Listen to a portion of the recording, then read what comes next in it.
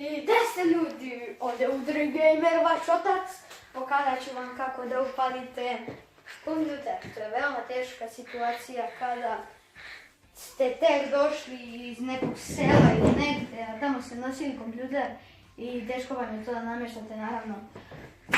Tu je smor, što sam ja sad uradio, ubacio sam sve. Vidite. I sada, vidite miš, ja Elit, mi ćemo sada skoro završamo.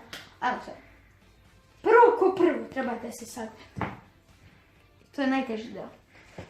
Ovako ćete uraditi do kompjutera. Kliknut ćete ovdje.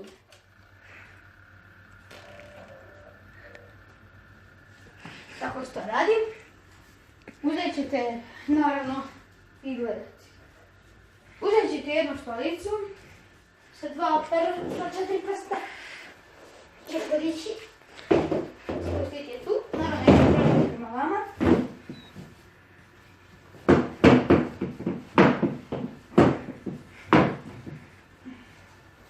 Ubacit ćemo je tamo na shiftu.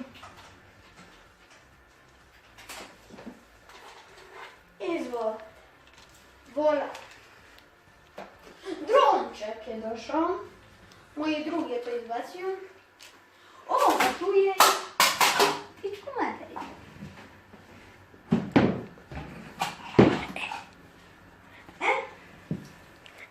Sada ćemo da ga bacimo.